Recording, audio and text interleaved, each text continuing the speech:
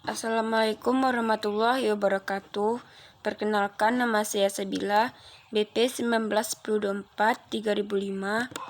akan menjelaskan materi tentang sistem perizinan peredaran pestisida di Indonesia.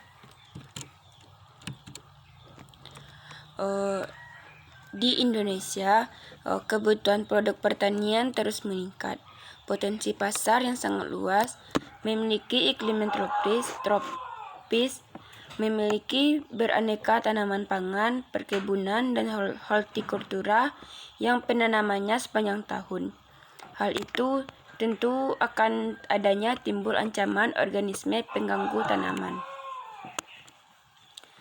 Dalam Undang-Undang Nomor 20/2019 tentang Sistem Budidaya Pertanian Berkelanjutan, Pasal 41 yang berbunyi, perlindungan pertanian dilaksanakan dengan sistem pengendalian hama, penyakit, dan atau gulma secara terpadu.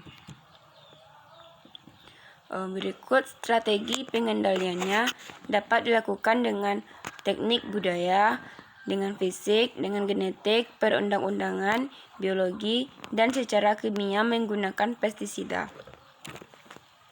Dalam pengendalian tersebut menerapkan sistem pengendalian hama terpadu, yaitu dengan cara pendekatan ekologi dan strategi terintegrasi. Berikut bunyi Undang-Undang Nomor 22/2019 tentang Sistem Budidaya Pertanian Berkelanjutan.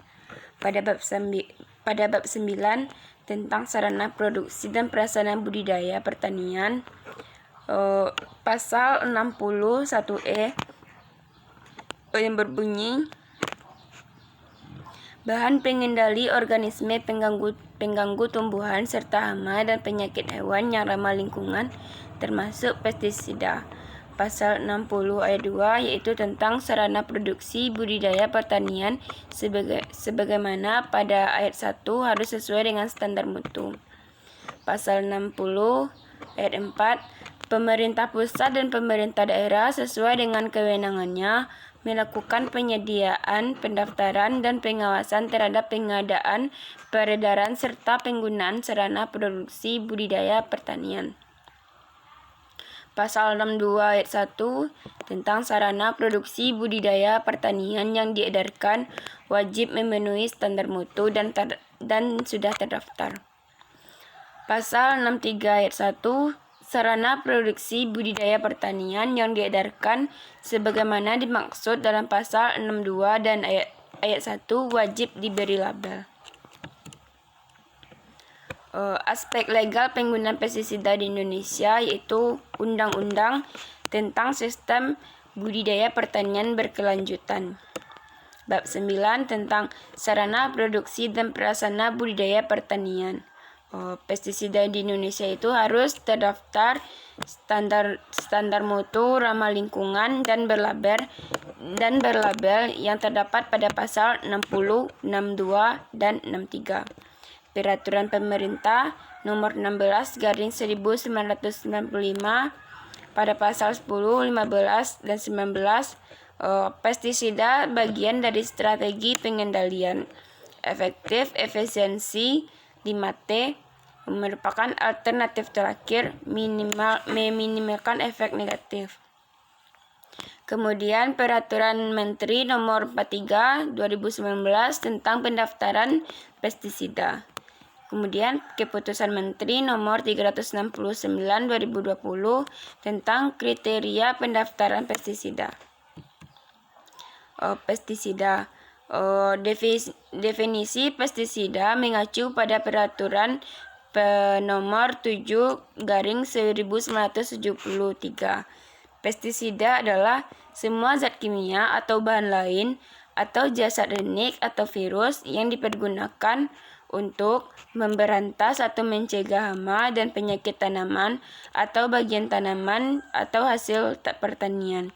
Kemudian memberantas rerumputan, mematikan daun dan mencegah pertumbuhan yang tidak diinginkan, mengatur atau merangsang pertumbuhan tanaman atau bagian tanaman yang tidak termasuk pupuk, memberantas atau mencegah hewan-hewan luar pada hewan-hewan piaraan dan ternak, memberantas atau mencegah hama-hama air, memberantas atau mencegah binatang-binatang atau jasad renik dalam bangunan atau rumah tangga dan dalam alat-alat pengangkutan.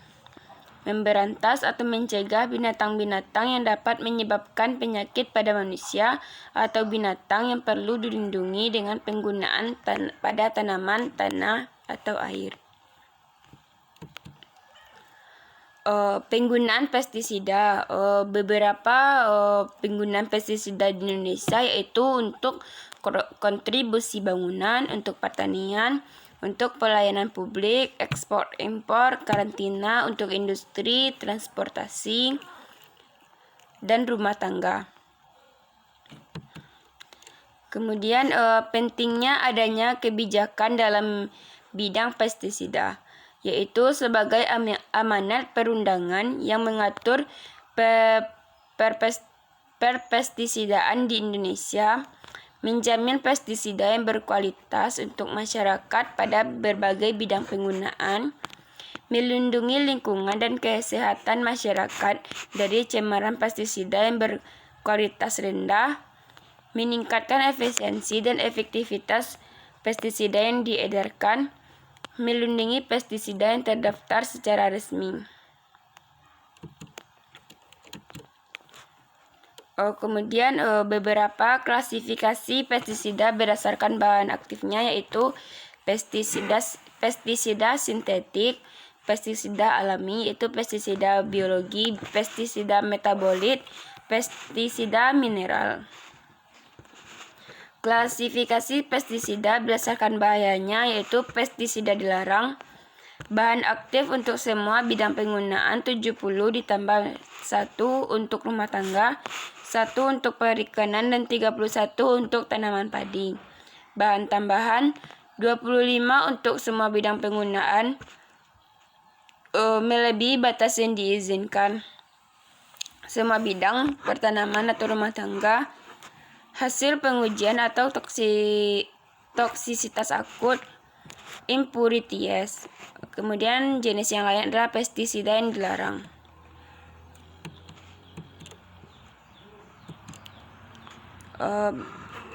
Berikut 3 jenis izin dalam pestisida, yaitu izin percobaannya yaitu 1 tahun dengan perpanjangan 2 kali, izin tetap yaitu selama 5 tahun dan dapat diperpanjang, kemudian izin sementara berakhir kondisi darurat atau outbreak. Berikut prosedur registrasi pestisida di Indonesia, yaitu yang pertama yaitu dokumen pemohon. Saringan pertama yaitu syarat administrasinya, form pendaftaran, NIB, jaminan surat suplai, sertifikat merek. Kemudian pada saringan kedua, syarat toksikologi yaitu impurities, kromatogram, COA dan COC, bahan tambahan, LD50 oral atau dermal, DT50, irigasi dan sensitisasi inhalasi. Kemudian saringan ketiga itu mutu dan efikasinya, yaitu mutu bahan aktif, efektivitas, antagonisme, toksisitas lingkungan, musuh alami, fitotoksisitas, residu, dan resurgensi. Kemudian baru dikeluarkannya izin edar. Prosedur registrasi pestisida di Indonesia yaitu pemohon, aplikasi dokumennya yang lengkap dan benar, yaitu persyaratan administrasi dan persyaratannya toksikologi. Kemudian dievaluasi. Di dalam evaluasi ini bisa ditolak dan diterima. Jika diterima akan dikeluarkannya izin percobaan atau penyegelan sampel. Kemudian setelah itu dievaluasi lagi. Kemudian apakah ditolak atau diterima. jika ditolak, maka akan dilakukan uji efikasi dan toksisitas lainnya. Kemudian dievaluasi lagi, bisa ditolak. Kalau diterima, yaitu keluarnya surat keputusan menteri. Izin percobaan, izin tetap yaitu izin perluasan penggunaan dan perpanjangan izin. Jika perluasan penggunaan itu OPT sasaran, komoditi sasaran. Perpanjangan izin yaitu izin mutu yaitu 5 tahun, izin efektivitas 10 tahun.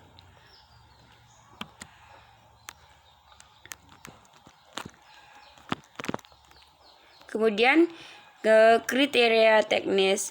Yang pertama, analisis atau pengujian mutu kandungan bahan aktif oleh lab yang ditunjuk atau lab yang terakreditasi, kecuali feromon dan antraktan. Kemudian, pengujian efikasi lapangan atau metode atau protokol yang disetujui. Pengujian toksisitas akut, oral atau dermal. Formulasi tidak tergolong kelas 1, kecuali pestisida biologi, ZPT, feromon, dan antraktan. Tidak karsinogenik, teratogenik, mutagenik. Persistensi.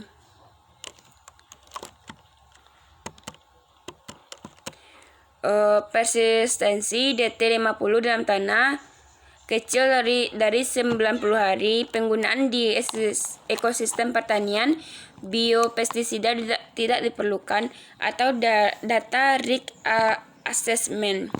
Tidak berbahaya bagi ikan. Kemudian pengujian residu sementara, pengujian residu pada produk hortikultura segar. Kemudian pengujian efikasi di 2 lokasi, kecuali untuk pestisida alami, ZPT, feromon, antraktan, rodentisida hanya 1 unit. Tidak menyebabkan resurgensi pada WBC, tidak diperlukan untuk pestisida biologi. Kemudian tidak berbahaya bagi beberapa parasitoid, tidak diperlukan untuk pestisida biologi. Kemudian tingkat efikasi untuk insektisida besar sama dari 70%, semi lapangan besar sama dari 80%, fungisida besar sama dari 50%, bakterisida besar sama dari 50%, nematisida besar dari 70%, moluskisida besar sama dari 70%, rodentisida besar sama dari 90%, dan RT besar sama dari 90%, dan herbisida dengan manual pada P sama dengan 0,05 berat kering gulma.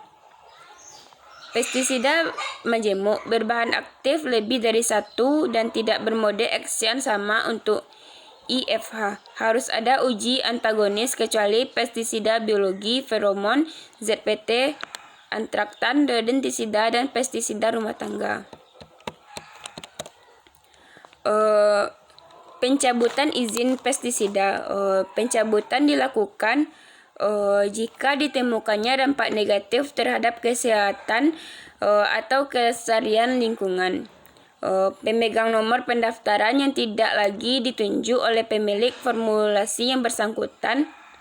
Kemudian atas permintaan pemegang nomor pendaftaran, pemegang nomor pendaftaran dan izin tetap melakukan tindakan pelanggaran hukum terkait dengan pestisida dan atau bahan aktif yang telah mempunyai kekuatan hukum. Mungkin cukup sekian penjelasan dari saya. Kalau ada salah dan kekurangan, saya mohon maaf. Saya akhiri dengan Assalamualaikum warahmatullahi wabarakatuh.